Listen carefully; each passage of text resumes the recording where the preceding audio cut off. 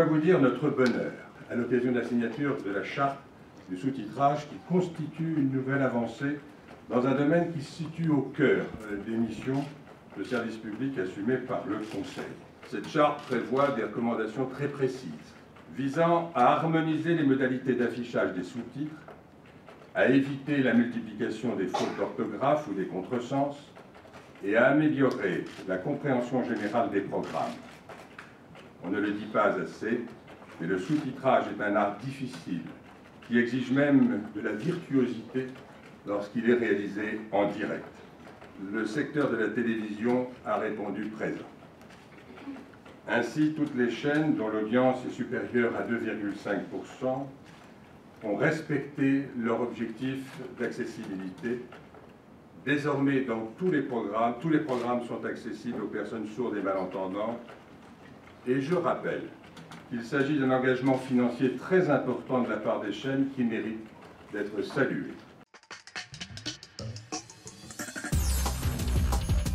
On a beaucoup travaillé avec tous les professionnels de la qualité du sous-titrage. Et il y avait une ligne qui donnait un pourcentage de taux d'erreur en matière d'orthographe. Donc on laissait une certaine tolérance aux chaînes.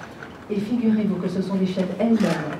Et je me rappelle très bien, c'était Canal+ qui a pris la parole pour parler au nom de toutes les chaînes en disant qu'il est inadmissible pour nous d'accepter des erreurs de sous-titrage sur nos antennes.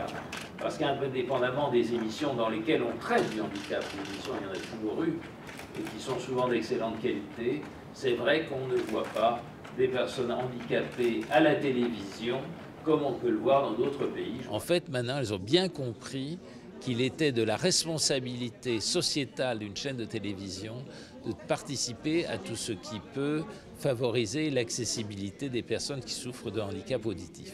L'accessibilité électorale, voilà un moment fort où la personne sourde malentendante est un citoyen comme un autre et qui a ce désir d'accéder à l'information, donc au débat, au spot de campagne. J'invite les chaînes de télévision à, pour le coup, aller dans la meilleure qualité, pousser la qualité au maximum pour que les personnes sourdes malentendantes aient l'ensemble du message et soient considérées comme un citoyen comme un autre. Alors je forme le vœu au nom du ministre de la Culture que ces mesures permettent de satisfaire pleinement les attentes des personnes sourdes et malentendantes en renforçant l'attractivité et l'effectivité de leur accès aux moyens de communication et donc aussi de leur accès à la culture et au savoir. Et je forme le vœu qu'on puisse engager également une démarche qualitative de la même nature s'agissant de l'audio-description dont vous avez souligné l'importance. Ces succès, je crois qu'il faut bien le reconnaître et nous devons en tirer expérience. Nous le devons à un partenariat tout à fait inédit, à un mode de régulation fondé sur le dialogue sous l'égide du CSA, cher Michel Voyon. Et c'est parce que cet organe de régulation a su construire ce partenariat solide, incontournable, confiant et efficace avec les associations sans lesquelles nous ne sommes pas autorisés à former avec précision un avis nécessaire sur la question de l'accessibilité, que les chaînes de télévision, que les laboratoires de sous-titrage ont pu réaliser ces progrès si remarquables. C'est pour moi un véritable exemple de ce nouveau partenariat social et institutionnel que nous devons construire sur la politique du handicap comme sur d'autres politiques. S'il vous plaît.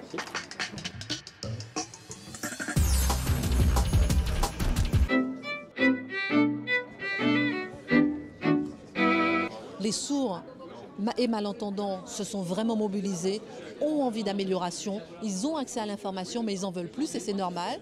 Ils veulent que ça fonctionne pendant la campagne présidentielle, ils veulent que ça fonctionne sur Internet. On a progressé sur d'autres thèmes de la diversité dans les dernières années, notamment la diversité selon les origines.